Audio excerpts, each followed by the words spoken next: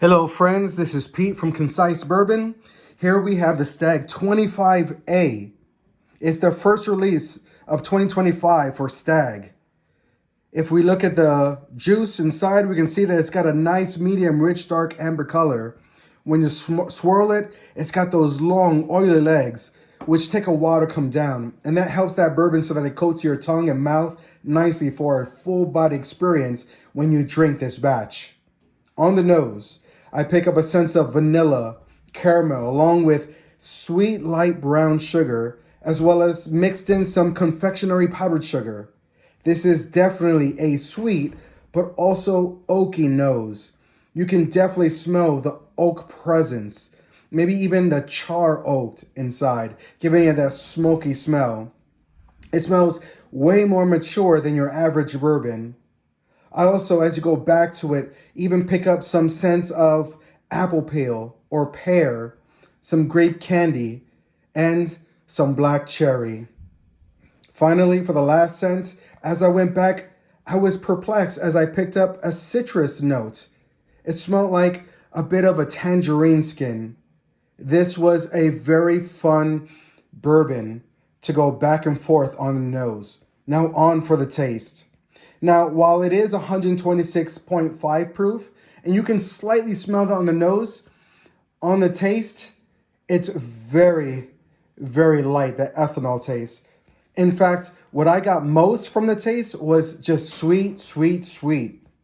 That brown sugar, that confectionery, you can even pick up a little bit of that bready, almost like a pie crust taste right in the beginning.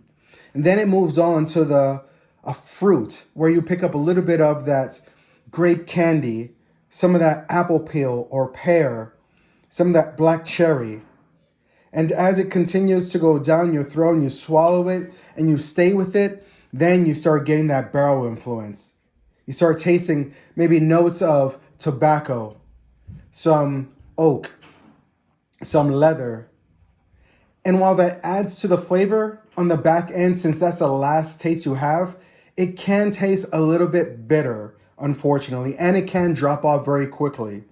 So that does affect its score when it comes down to the tasting, the smell, and the finish. So let's go on to that score.